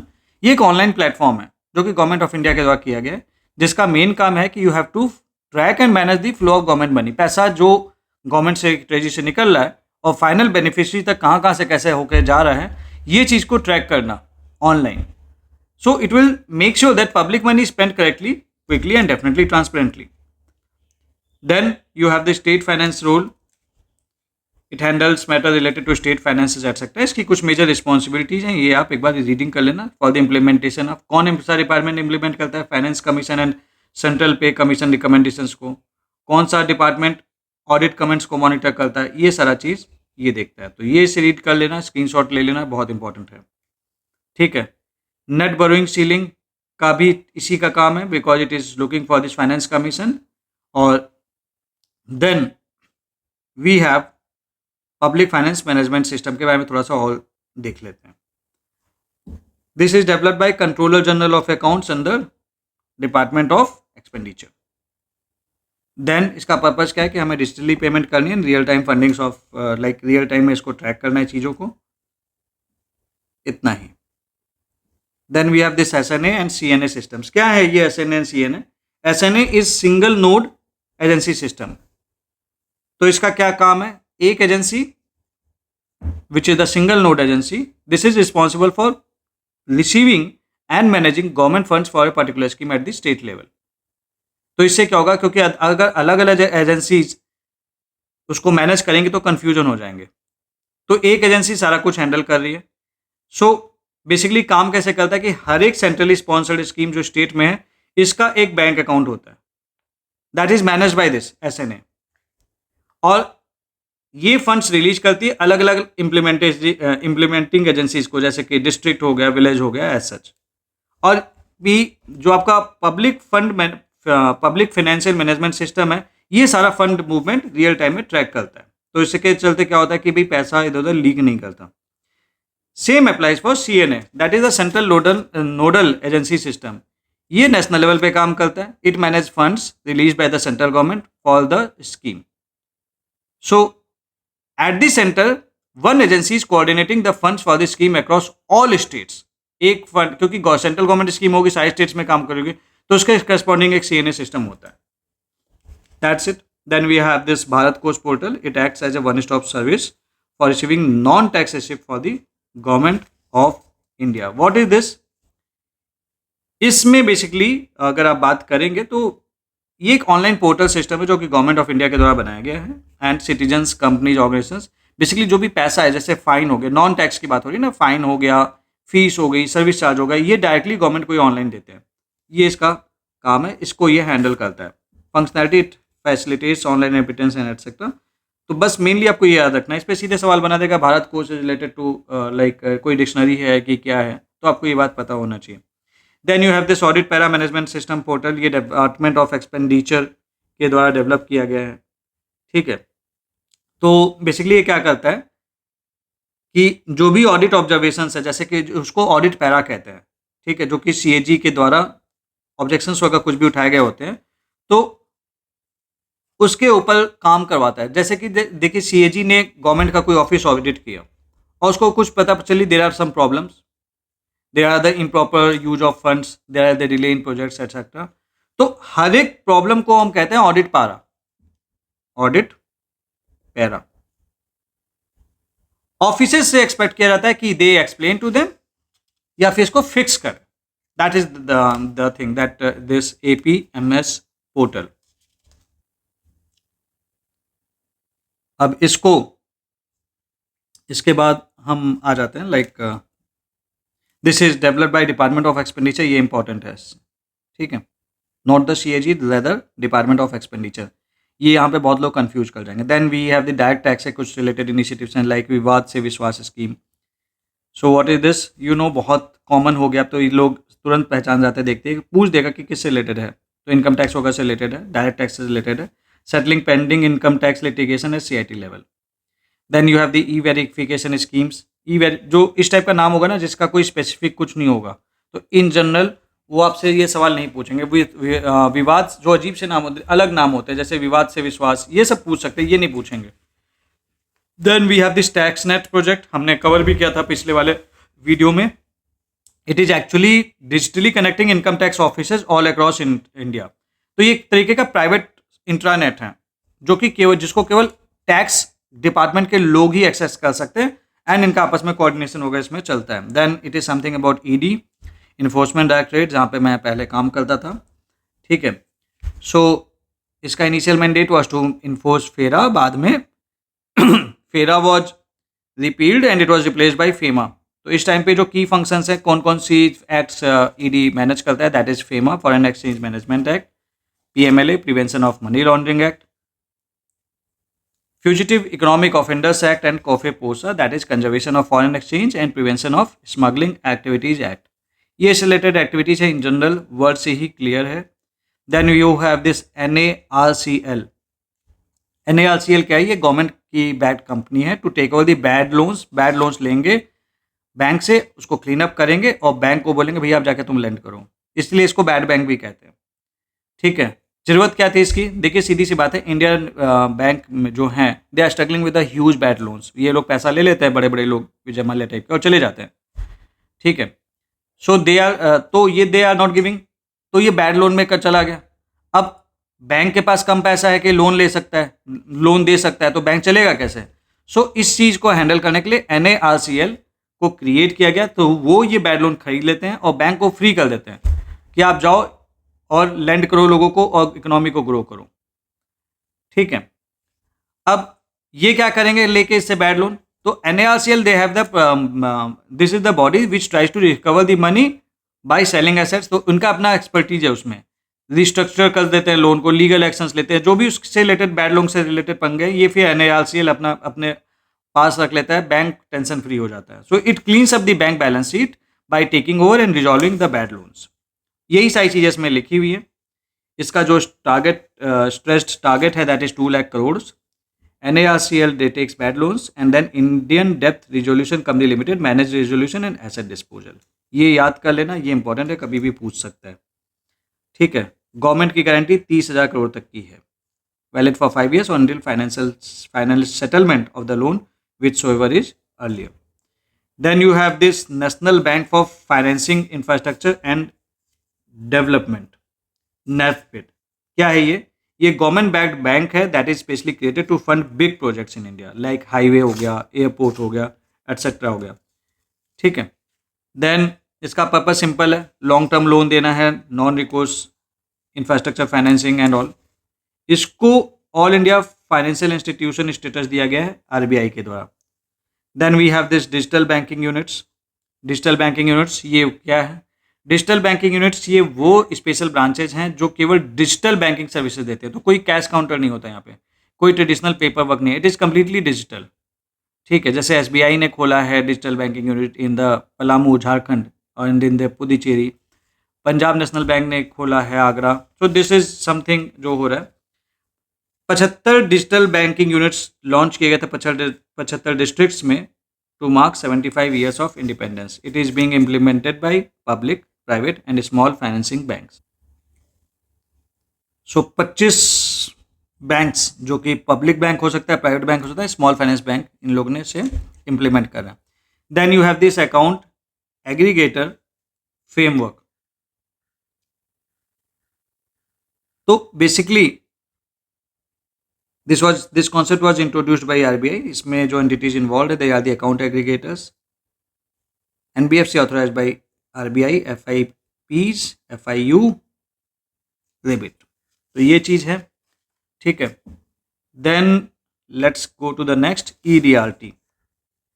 EDRT that is the electronic डेप्ट recovery tribunal. देखिए कुछ चीज़ें जो है ना, जो मतलब एक्सपेक्टेड है कि आपने ऑलरेडी इकोनॉमी में पढ़ रखा है, वो चीज़ें मैं आपको एक्सप्लेन इसलिए नहीं कर रहा हूँ क्योंकि ऐसे केस में होगा कि इसका पर्पस पूरा नहीं हो पाएगा, एंड दैट इज़ वाई मैं इतना मान के चल रहा हूँ कि एटलीस्ट वो बेसिक्स आपके क्लियर होंगे। अगर नहीं क्लियर होंगे देन आपने इकोनॉमी जहाँ से भी पढ़ी है, you need to cross verify, आपको चेक करने की ज़रूरत है। हमारा पर्पस आपको वो इन्फॉर्मेशन देने का है प्राइमरली जो कि इंडिया ईयर बुक में आपको न्यू है आपके लिए, ना कि वो कि हमें पूरा वो पॉलिटी लक्ष्मीकांत और वो पढ़ाना है।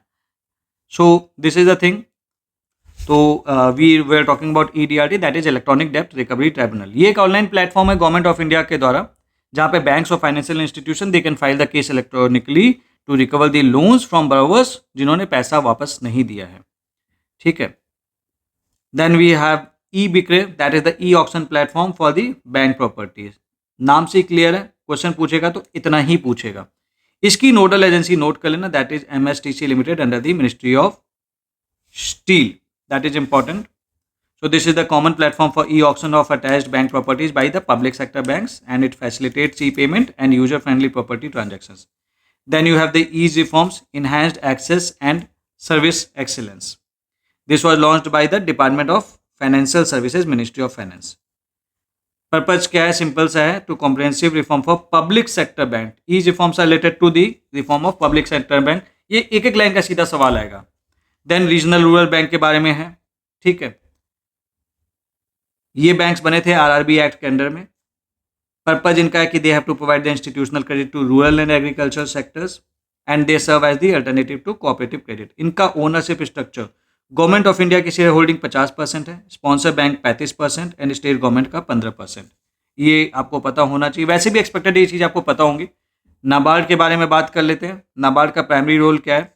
ठीक है, प्राइमरी रोल है to promote agriculture and rural development, मतलब बेसिकली रूरल एरियाज के लिए NABARD was basically formed. Key functions, refinance provider to schedule commercial bank, regional rural bank, cooperative bank. Refinance मतलब ये लोन देगा बैंक को, ताकि बैंक लोन दे सके फार्मर्स को, रूरल बिजनेस को, स्मॉल इंडस्ट्रीज को। ठीक है, it gives loan to the state government for rural infrastructure, credit planning and monitoring and rural credit flow etcetera, इन सब चीज़ों में हेल्प करता है। ये एक्सपेक्टेड आपको पता होगा। Then we have the Kisan credit card scheme.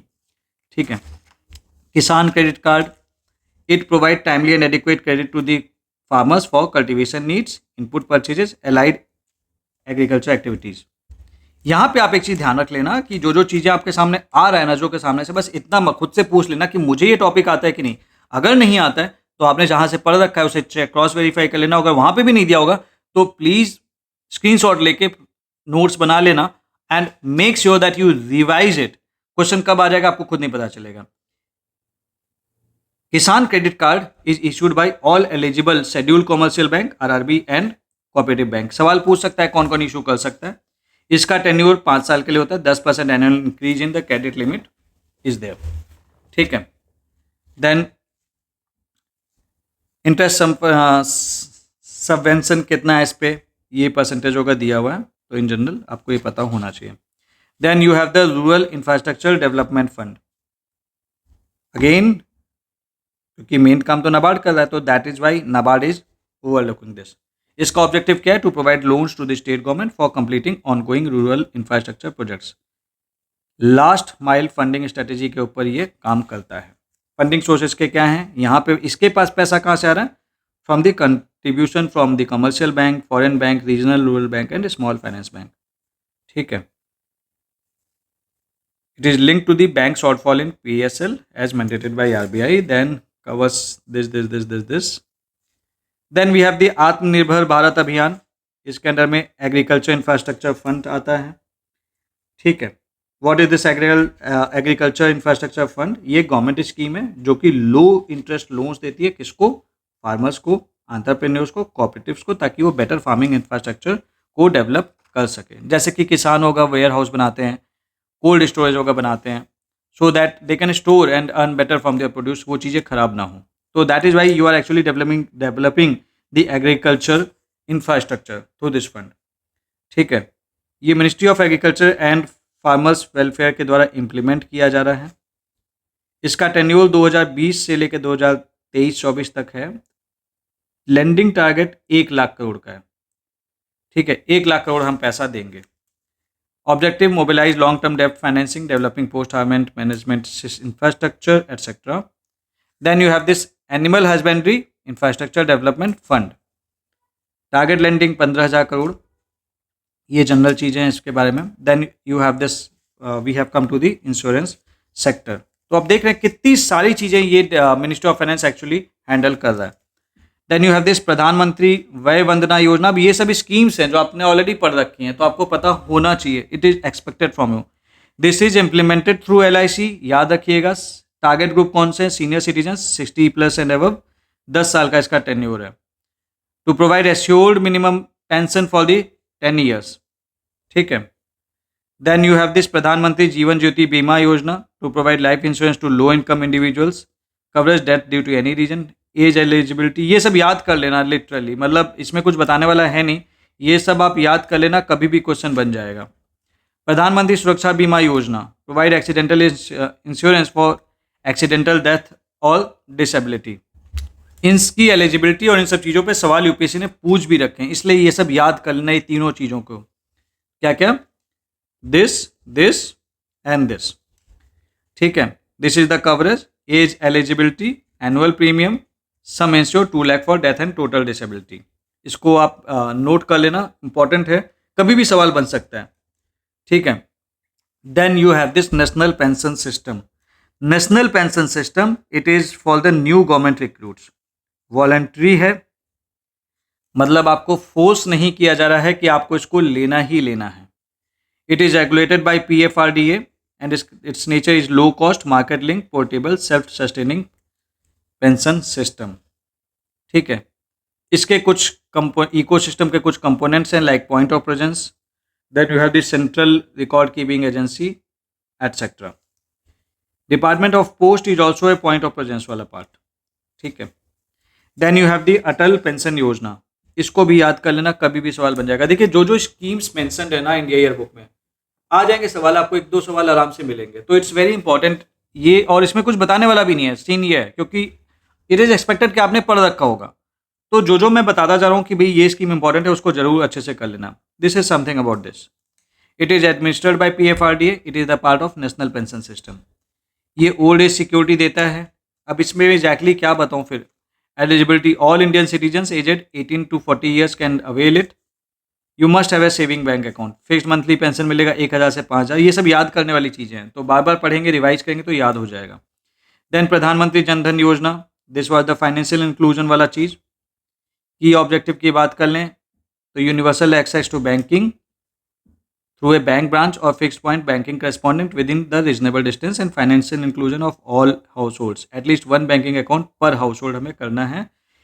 रुपए क्रेडिट डेबिट कार्ड देना है. इन बिल्ड 1 लाख का इंश्योरेंस भी देना है साथ में. ठीक है. Then you have the Pradhan Mantri Mudra Yojana. This is something about this. इसकी पेरेंट ऑर्गेनाइजेशन सिड भी है. पर्पज क्या है? To provide collateral free institutional credit to micro and small enterprise. ये इसकी लिमिट्स थी, शिशु, किशोर एंड तरुण. ठीक है. Key features, collateral free loan up to 10 lakh, encourage financial inclusion of this, applicable to non farm, non corporate, MSME. So farm वाले नहीं, non farm, ये यहाँ पे क्वेश्चन बना देंगे, आप गलती कर जाएंगे. Then you have this like stand up scheme. ठीक है. This is being implemented through the scheduled commercial bank. ये किसको प्रमोट करते हैं? SC, ST and women. तो एलिजिबिलिटी के लिए आपको या तो SC होना पड़ेगा, या तो ST होना पड़ेगा, तो वीमेन होना पड़ेगा, नहीं तो पैसा नहीं मिलेगा आपको. लोन का पर्पज क्या है? This is for setting up the green field enterprise in these sectors. They have given some sectors, so ये आपको पता होना चाहिए. Not the brown field. अगर ग्रीन फील्ड स्पेशली लिखा हुआ है तो आप समझ जाएगा it is not for the brown field. यहाँ से ये क्वेश्चन घुमा के पूछ लेते हैं. ठीक है. 10 लाख से 1 करोड़ तक का पैसा देंगे, एक SC ST के लिए और एक वीमेन के लिए पर बैंक ब्रांच देना ही देना है. And this is the thing. Then you have this DigiDhan mission. ठीक है. ये यूनियन बजट 2017-18 में basically it was announced. This is the इसकी जो ओरिजिनल मिनिस्ट्री थी that was ministry of electronics and information technology. Currently it is under the department of financial services under the ministry of finance. इसका main purpose simple सा है, to promote the digital payment across India. अच्छा, यहाँ पे कई बार लोग ना गलती कर जाते हैं कि भैया कौन सी एजेंसी कौन सी मिनिस्ट्री में आता है. डिजी धन आएगा, आप कहीं ना कहीं MEIT आप लिख ही दोगे, बहुत सारे बच्चे लिख देंगे, बट नहीं है, वो चीज़ नहीं है. ठीक है, फाइनेंशियल ईयर 2017-18 के लिए इसका ये टारगेट था। Then you have this UPI. UPI तो आप डेली यूज करते हैं। This is launch by NPCI, national payment corporation of India, and जिसका पर्पज है भाई to quick easy real time payment करना।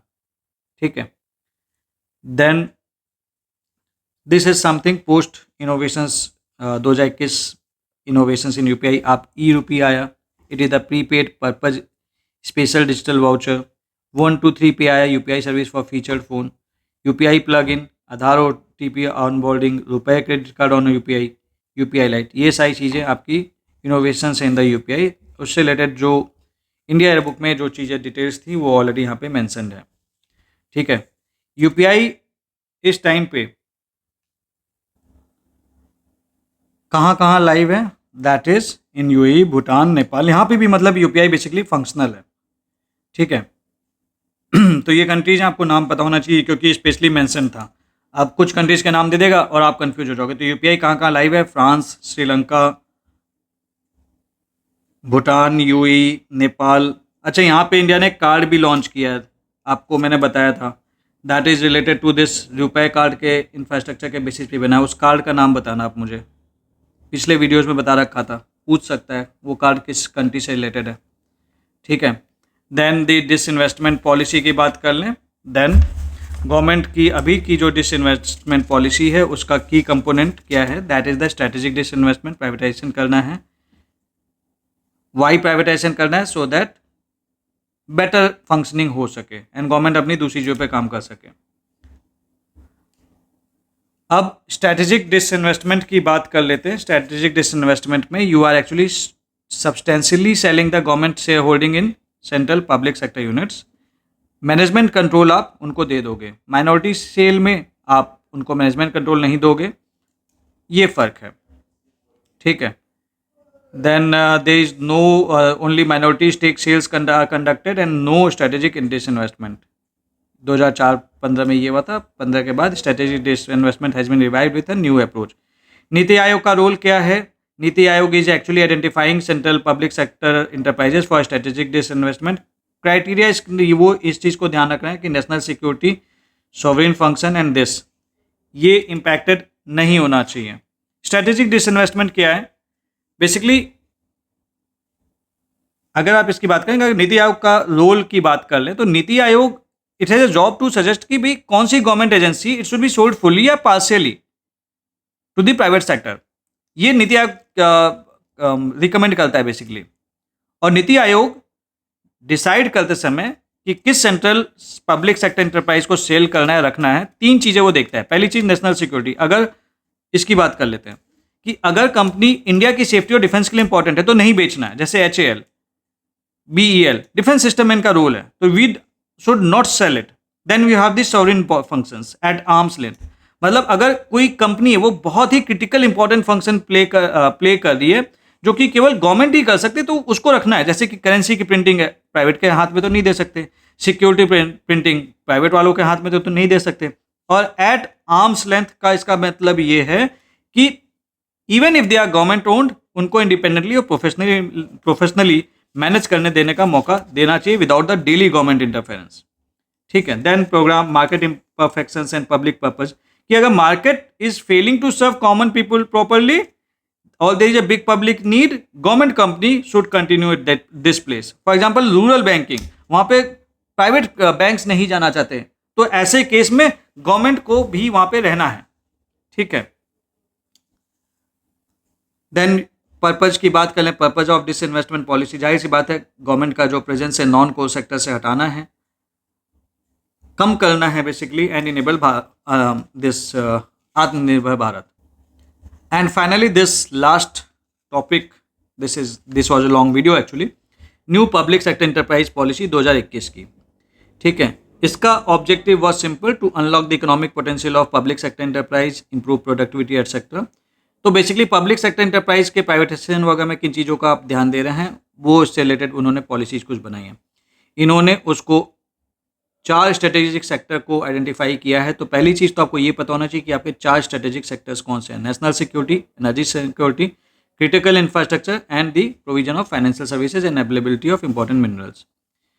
पॉलिसी गाइडलाइन ये कहता है कि स्ट्रेटेजिक सेक्टर में कम से कम एक पब्लिक सेक्टर एंटरप्राइज को आपको रिटेन रखना है स्ट्रेटेजिक सेक्टर्स में, मतलब कि इनमें कम से कम एक पब्लिक सेक्टर एंटरप्राइज आपको रखना है, बाकी को आप प्राइवेटाइज कर दो, मर्ज कर दो, ताकि आपका भी गवर्नमेंट का भी एक मिनिमम रोल रहे।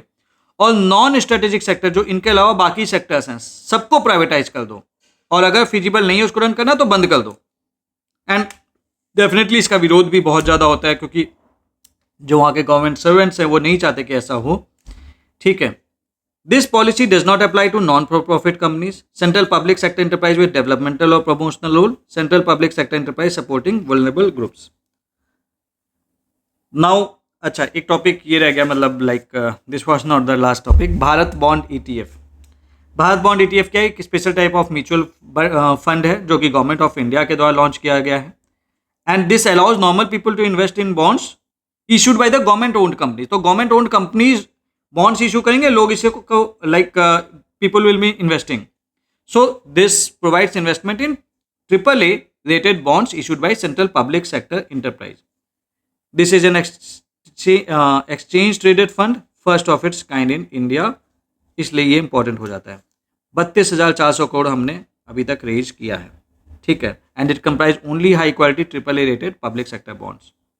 ठीक है, then in general value creation होगा इससे, बॉन्ड्स होगा से, तो ये सारी चीज़ है। तो आज का टॉपिक इतना ही। Then today was a long video, but कई सारी चीज़ें होंगी जो मैंने आपको इसमें बताई और आपने सीखी भी। इम्पॉर्टेंट यहाँ पे ये है कि जो जो चीज़ें मैं आपको बताते जा रहा हूँ कि इसे तो कम से कम याद कर लेना, उससे you have to carry in your mind to the examination hall. There are maximum chances you will end up doing 2-3 extra questions than others. And India yearbook अगर आपने सही से ये सारे वीडियोज देख लिए, you will end up doing 10 से 15-20 सवाल भी आप कर सकते हैं, क्योंकि यही सारी चीज़ तो वो प्री में भी पूछते हैं ना, और क्या पूछेंगे। तो this book is very close to the framework of the mind of the examiner, so you must actually read this book। In notes को तो जरूर पढ़ लेना, मतलब लिटरली कोई सवाल आ जाए इससे रिलेटेड गलती नहीं करके आनी है। एंड जहां जहां पे देखिए मैंने आपको I have not explained you much, that was because it is expected कि आपने वो चीज़ ठीक से पढ़ रखी हो। अगर नहीं पढ़ रखी होगी then atleast please Google it, and इसमें से स्क्रीनशॉट लेके जितना बेसिक डेटा रिक्वायर्ड है वो ऑलरेडी हमने आपको दे दिया है। So that's all for today, thank you very much.